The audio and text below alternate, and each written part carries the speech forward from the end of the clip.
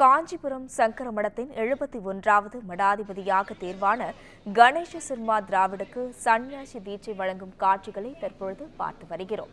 காமாட்சியம்மன் கோவிலில் உள்ள பஞ்சாங்க குளத்தில் சன்னியாசி தீட்சை பெறும் நிகழ்வுகளை தற்பொழுது பார்த்து வருகிறோம். காஞ்சி சங்கராச்சாரியா விஜேந்திர சரஸ்வதி சுவாமிகள் கணேச சர்மா திராவிடுக்கு சன்னியாசி தீட்சை அளித்து ஆசி வழங்கினார்.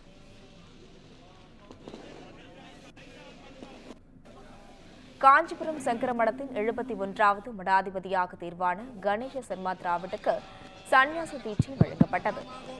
தீட்சை வழங்கும் நிகழ்ச்சியில் தமிழக ஆளுநர் ஆர்.என். ரவி உள்ளிட்டோர் பங்கேற்றுள்ளனர். காமாட்சியம்மன் கோவிலில் உள்ள பஞ்சகங்கா குளத்தில் சன்னியாசி தீட்சை நடைபெற்று வருகிறது. காஞ்சி சங்கராச்சாரியார் விஜேந்திர சரஸ்வதி சுவாமிகள் கணேச சர்மா திராவிடுக்கு சன்னியாசி தீட்சை இது குறித்த கூடுதல் விவரங்களை செய்தியாளர் பூபாலன் வழங்க கேட்கலாம். வணக்கம் பூபாலன், காஞ்சி மடாதிபதிக்கு சன்னியாச தீட்சை வழங்கப்பட்டுள்ளது. இது குறித்த விரிவான தகவல்களை நீங்க வழங்கலாம். கண்டிப்பாக காஞ்சிபுரம் சங்கர மடத்தின் 71வது இளைய பீடாதிபதியாக ஆங்கில மாநிலத்தை சேர்ந்த ஸ்ரீ சுப்பிரமணிய கணேச சர்மாவிற்கு தீட்சை வழங்கும் என்ற நிகழ்வானது நடைபெற்று வருகிறது. அந்த தீட்சை வழங்கும் நிகழ்வானது தற்போது பீடாதிபதியாக இருந்து வரக்கூடிய ஸ்ரீ சங்கர விஜேந்திர சரஸ்வதி சுவாமிகள் காமாட்சியம்மன் கோவில் வளாகத்தில் உள்ள பஞ்சக தீர்த்தக திருக்குளத்தில் சன்னியாச தீட்சையை தற்போது வழங்கினார்.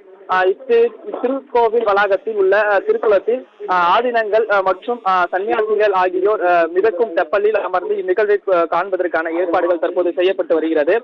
சன்னியாசியை வழங்கிய பின்பு இருவரும் இணைந்து காமாட்சியம்மன் மூலவரை சாமி தரிசனம் செய்து இதனைத் தொடர்ந்து ஆலய வளாகத்தில் உள்ள ஸ்ரீ ஆதிசங்கரர் சன்னதிக்கு சென்று அங்கேயும் ஆதிசங்கரை வழிபாடு செய்யப்பட்டு தீட்சை வழங்கப்பட்ட புதியதாக இருக்கக்கூடிய இளைய மடாதிபதிக்கு பெயர் சூட்டும் நிகழ்வானது நடைபெற இருக்கிறது.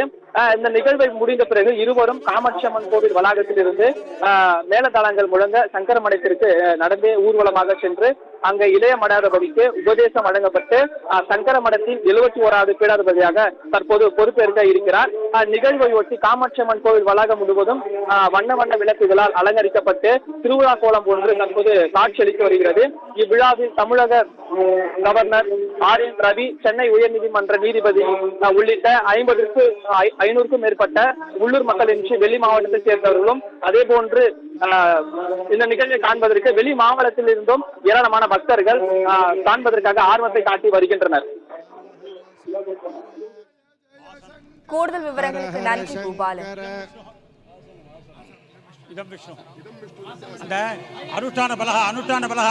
దండత కొడుతుంటారు, కమండలు కొడుతుంటారు.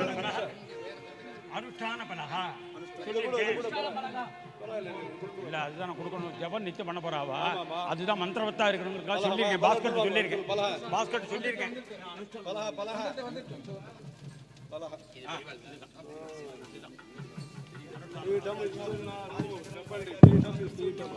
அவరికి స్వామివారు ఆసన స్థానంలో పీఠమే ఇచ్చేస్తున్నారు.